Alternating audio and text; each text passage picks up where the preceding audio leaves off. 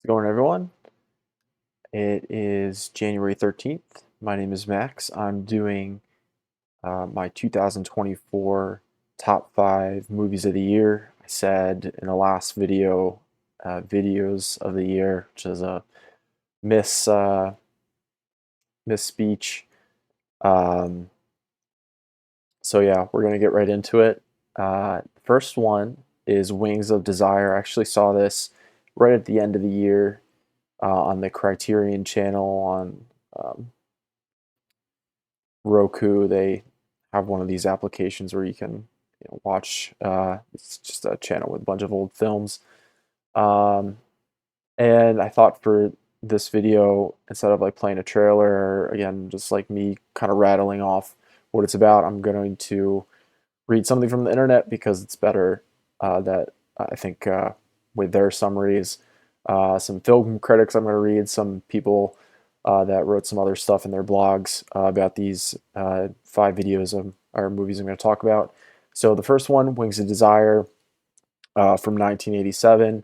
We're going to read a summary of it, review by Roger Ebert.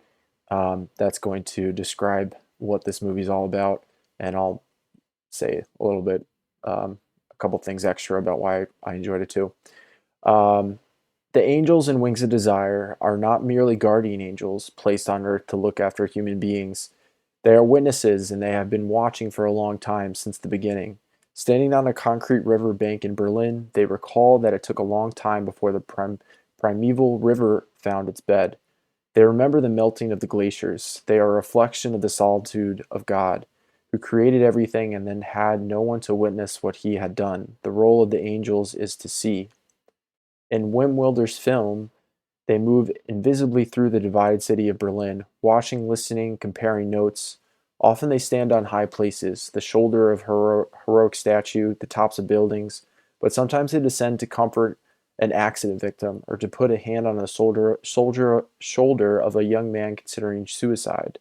They cannot directly change events. The young man does kill himself, but perhaps they can suggest the possibility of hope, the intuition that we are not completely alone. The film evokes a mood of revere, elegy, and meditation. Elegy. It doesn't rush headlong into plot, but has the patience of its angels. It suggests what it would be like to see everything but not participate in it. We follow two angels, Damiel and Cassiel. They listen to the thoughts of an old Holocaust victim and of parents worried about their son, and of the passengers on trams and the people in the streets. It's like turning the dial and hearing snatches of many radio programs. They make notes about the hooker who hopes to earn enough money to go south, and the circus aerialist who fears that she will fall because it is the night of the full moon. You're seduced into the spell of this movie, made in 1987 by Wenders, who collaborated on the screenplay with the German playwright Peter Handke. It moves slowly, but you don't grow impatient because there is no plot to speak of, and you don't fret that it should move to its next predictable stage. It is about being, not doing. And then it falls into the world of doing when the angel Damiel decides that he must become human. He falls in love with the trapeze artist. He goes night after night to the shabby little circus where she performs above the ring center, or the center ring. He is touched by her doubts and her vulnerability. He talks with Cassiel, the other angel, about how it would feel to be able to feed a cat, or get ink from a newspaper on your fingers. He senses a certain sympathy for one of the humans he watches, an American movie actor, Peter Falk, playing himself. I can't see you, but I know you're there, Falk tells him. How can Falk sense him? Sometimes children can see angels, but adults are supposed to have lost this faculty. Wings of Desire is one of those films movie critics are accused of liking because it's esoteric and difficult. Nothing happens, but it takes 2 hours, and there's a lot of complex symbolism, complains a web based critic named Peter van der Linden. In the fullness of time, perhaps he will return to it and see the astonishing things happen, and that symbolism can only work by being apparent. For me, the film is like music or a landscape. It clears a space in my mind. In that space, I can consider questions. Some of them are asked in the film. Why am I me and why not you? Why am I here and why not there? When did time begin and where does space end? Um, yeah, really love this film. Um, a lot of the things Roger was saying in that review, I completely agree with and felt. It's romantic. Um, yeah, it gets you in a different headspace. It's like being in a painting. Um, yeah, really beautiful film. I'm going to be returning to it a lot. The next one is Diary of a Country Priest. And this was a 1951 movie by Robert Bresson. And for this one, we are just going to be reading some reviews off Amazon. Um, so the plot is a young priest arrives in the French country village of Ambercourt to attend to his first parish, but the apathetic and hostile rural congregation rejects him immediately. Through his diary entries, the suffering young man relays a crisis of faith that threatens to drive him away from the village and from God. So, one review. Through the journaling of a young priest, the audience can follow the priest's first assignment as he is managing the small parish Ambercourt, which is located on the French countryside. As swiftly as the priest arrives, he is discouraged by the unfriendly atmosphere that surrounds him in the village. His discouragement leads him on a path of spiritual and cerebral suffering as he struggles with his faith in God and humanity. Besides the intellectual struggle, the priest is suffering physically from an illness in his abdomen that has forced him on a rare diet based on old bread that he softens in sweetened wine. Unselfishly, the priest continues to face up to the adversity of his environment as he clasps onto remains of his minuscule faith. Bresson's vision of the priest is visually stunning as the film emotionally draws the audience into a vortex of thoughts, feelings, and presence. In this process, Bresson communicates his philosophical message with daunting simplicity as he removes all the miscues that could distort his position. This leaves the viewer with an utterly brilliant cinematic experience as one can sense and reflect on Bresson's revelation of a country priest. Pretty good review there and description. Um, really love this film. Can really sympathize with the country priest, and you really get to experience his own um, wrestling of faith and his conviction, his sense of duty, um, and I'm dealing with his illness. Um, yeah, it's really beautiful. There are two great lines in there that I want to highlight. He is pastoring one of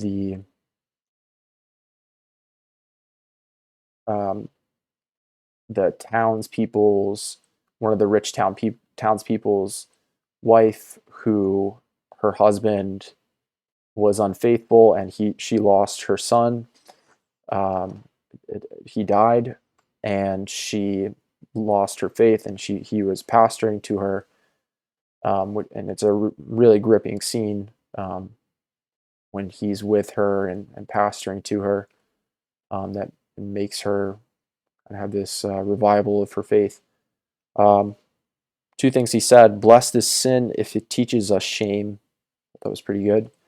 And "O miracle, thus to be able to give peace we ourselves do not possess. O sweet miracle of our empty hands." And he said that about himself when uh, the lady eventually dies, but she died in peace. And he was just reflecting how, even though he was not in a peaceful state, he was able to give peace to this lady. So, yeah, wonderful movie. Another one I'm definitely going to be returning to. The next one is a more recent one, The Ballad of Buster Scruggs, 2018 film by the Coen brothers. I really love this film. It's a western. I really love short stories too. and it's a movie with, I think, 6 different stories within it. So it's really great in that manner. So just a summary off IMDb from Nick Reganis, who wrote Six Tales of Life and Violence in the Old West, following a sane gunslinger, a bank robber, a traveling impresario, an elderly prospector, a wagon trail, and a perverse pair of bounty hunters. Set against the backdrop of 19th century post-Civil War America, where life was cruel and cheap, the stories of 6 different people united by death, unfold. Starting with the Ballad of Buster Scruggs, cheerful Buster Scruggs, the deadly gunslinger with a lightning-fast right hand and a lovely singing voice, is about to discover that talent alone is not enough. Next up in near Algodones, an ambitious bank robber has a rendezvous with the gallows. At a meal ticket, an aging traveling impresario goes the extra mile to grab the audience's attention. Following an old all gold canyon, an unsuccessful silver haired prospector is convinced that his luck is going to change in the middle of nowhere. Then, in The Gal Who Got Rattled, beautiful Alice finds out that romance and stray bullets don't mix. Finally, in The Moral Remains, 5 passengers crammed in the stagecoach share life philosophies only to realize that looks can be deceiving. So, those are kind of some teasers about all the short stories. Um, One in particular I'd highlight is the gal that got rattled. Alice is joining a caravan out to Oregon on the Oregon Trail and loses her brother, and she's all alone. And uh, what is his name? One of the cowboys that is the guard, if you will, of the stagecoach, or is proposes to her and um, and is talking with her and says, "I think this is a really beautiful little back and forth between them." It also kind of describes the movie in general and a lot of the Coen brothers kind of uh, philosophy, what the message they're trying to get across of uncertainty in life. So he says to Alice, uncertainty is appropriate for the matters of this world. Only regarding the next are we vouchsafed certainty. I believe certainty regarding that which we can see and touch is seldom justified, if ever. Down the ages, far from our remote past, where what certainties survive, and yet we hurry to fashion new ones, wanting their comfort. Certainty, that is the easy path, just as you said. And then Alice reflects and says, straight is the gate and narrow the way. And that's how the scene ends. Just really beautiful. So definitely gonna watch this one again. It's really great, entertaining movie. Um, the next one is The Iron Giant. I don't know where I got the idea to watch this one again. I watched this as a kid, but um, yeah, 1999 film.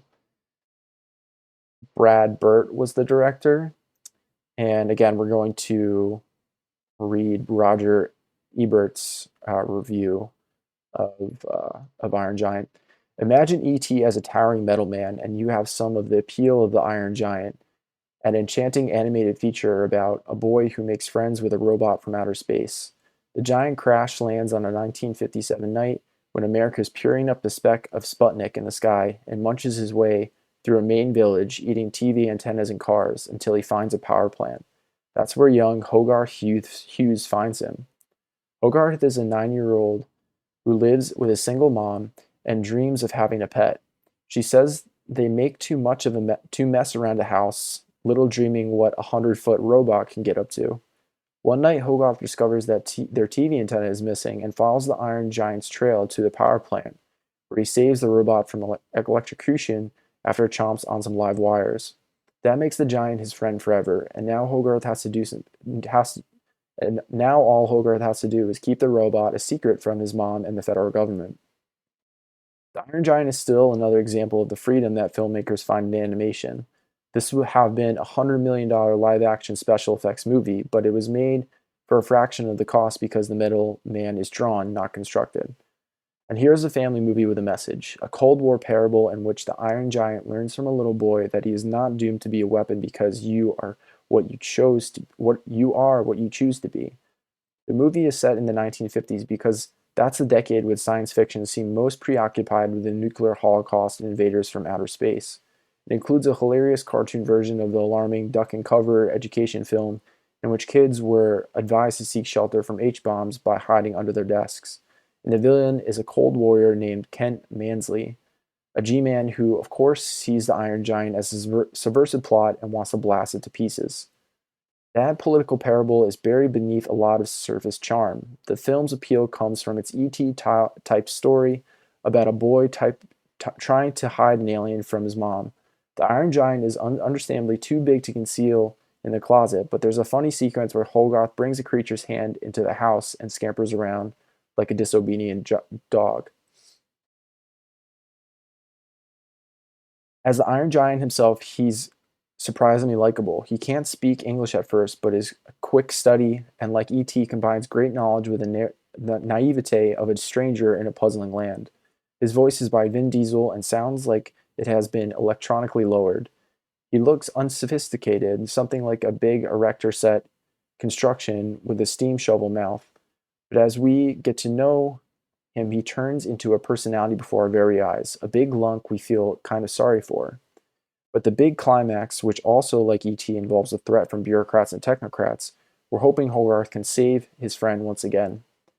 It must be tough to get a movie like this made. Disney has the traditional animation market locked up, but other studios seem willing to throw money at Disney musical lookalikes like The King and I, even though they might have a better chance moving in the opposite direction toward real stories told straight. The Iron Giant, based on a book by the recently deceased British poet laureate Ted Hughes, is not just a cute romp, but an involving story that has something to say. And yeah, it was great going back to this film and just experiencing the nostalgia of this film, the kind of simple animation, and um, yeah, the wonderful message that it has. And I think has a lot for us to think about and ponder over and consider in our more advanced technological age, about what we should be doing with our technology. And um, yeah, the last one is Ivan the Terrible, which is a 1944 movie by Sergei Eisenstein that you can find on Moss Films on YouTube for free. Um, so, going to be reading a review from the movie Crash Course. Kay Wadsworth wrote this. So, y'all, this is going to be a short review, partly because I'm trying to catch up on my computer, going belly up a week ago. Blah, blah, blah. Sorry. Interestingly, this part one is akin to Abel Gantz's Napoleon film in that it covers the early years of a renowned and cherished national leader. Ivan the Fourth of Russia, also known as Ivan the Terrible, enjoyed a better reputation in Russia than the name would suggest. In fact, terrible is a bit of a mistranslation. In the original Russian, he's something more like Ivan the Formidable or Ivan the Powerful, or Ivan who's who's intimidating to his enemies, so he's good. So it's good he's on our side, kinda. Prior to Ivan's reign, Russia was a collection of barely controlled city. Excuse me. Prior to Ivan's reign, Russia was a collection of barely controlled city-states and princedoms. Ivan was first to declare himself a unifying leader of all these feuding kingdoms into a single empire. So our film begins at Ivan's coronation, which, with his various admirers and rivals looking on. Ivan's own aunt begins hatching a plot to bump off Ivan and install her own milquetoast son Vladimir on the throne. One of Ivan's buddies, Andrei Kirkby, is meanwhile jealous that Ivan is betrothed to the princess Anastasia, since Kirkby himself has the hots for her. But Anastasia also has his eyes for Ivan. Oh, excuse me, but Anastasia only has eyes for Ivan, as do many of the common folk of Russia, who are sick of being yanked hither and thither by warring princes.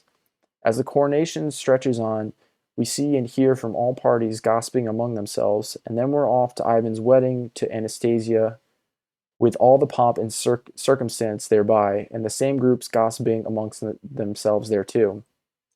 The film touches on a few events of Ivan's early years: his coronation, his wedding, his takeover of the rebel Turkic city of Kazan, a miraculous recovery from an illness, and fake out abdication. And these same palace intrigue struggles play themselves out in the background the whole time. A common peasant who displays valor during the Battle of Kazan becomes one of Ivan's advisors. Ivan's aunt keeps pulling Kirkby aside to persuade him to betray Ivan. Anastasia keeps coming to Ivan's defense, and on and on. Eisenstein is ever more interesting in creating a filmic montage than he is in creating a narrative. So there are plenty of shots that look pretty and contain great symbolic weight, but ultimately make for a dull movie watching experience. I wouldn't say that, but continuing. Even the Battle of Kazan is dispatched pretty quickly, with a lot of speech making and bluster, and then Ivan's men blowing up Kazan's main defense wall, and that's it. I admit that some of these shots were gorgeous. The shot above, well, I'm not showing this, but the shot that caught my eye, it's towards the end, with a parable of peasants coming to beg Ivan to return from a self-imposed exile. The image is admittedly a pretty on-the-nose depiction of someone as being the father of a nation, but even I had to admit it's beautifully set up. Eisenstein originally conceived of Ivan the Terrible as a three-part epic, and the first bit received a hearty endorsement from the Soviet leader Joseph Stalin, who apparently idolized Ivan IV. However, Stalin apparently disliked the second part and blocked its wider release. Einstein died before he could finish shooting part 3, and part 2 was never distributed until after Stalin's death. And so I'm going to go to Jober Huberman from the Criterion, who writes about the second part. Ivan the Terrible Part 2, also known as the Boyer's Plot, was completed in February 1946, with Einstein suffering a heart attack, perhaps brought on by the strain of finishing the film. If the Soviet authorities expected to see Ivan's glorious push to the Baltic, they were rudely disappointed. Even more extreme in its stylization than the first part, Ivan's second installment presented an unmistakable, if medieval, vision of Stalin's rule, replete with political assassination and secret police. No less disturbing, perhaps, are the campy, if not overtly homoerotic touches that Eisenstein gave to his portrayal of Ivan's court. Ivan the Terrible Part 2 was condemned as erroneous by the Central Committee, and its release was delayed. Einstein and Cherkasov were summoned to the Kremlin for a history lesson from Stalin himself. Ivan the Terrible was very cruel, the Soviet director told them. You can depict him as a cruel man, but you have to show why he had to be cruel. Einstein accepted Stalin's criticism, although he received permission to continue working. His increasingly poor health prevented him from doing so. Retakes for Part 2 were never shot, and Part 3 was abandoned after 4 reels, although a 5-minute fragment exists. The filmmaker died in 1948, only weeks after his 50th birthday. Unreleased and uncompromised, Part 2 would not have a public screening for another decade. The complete Ivan the Terrible was finally given its premiere in the 1958 Brussels World's Fair as evidence of the Soviet Union's post-Stalin thaw. Although it then seemed the anachronistic relic of a long-gone era, Ivan would, by the late 1960s, markedly influence the two most ambitious and beleaguered movies produced that decade in the Soviet Union: Andrei Tarkovsky's Andrei Rublev and Sergei Parjanov's very different Sayat Nova. Today, this unique work is recognized as the culmination of Eisenstein's extraordinary and tragic career. So yeah, there's a lot of history to it. I think it's a very beautiful movie. Maybe it's not the most um, narratively engaging film, even though I still think there's a lot to it that's engaging in that manner. Uh, yeah, another one I'm going to come back to just because it's beautiful and the history to it. Um, yeah, even this you can see this movie poster. It's very intriguing. But yeah, those are the top 5 films for 2023 for me. Let me know what you guys, if you guys have seen these, what you guys think of them, what have you watched over the year that you really enjoyed, and what you're looking forward to in 2024. I will catch you guys next time.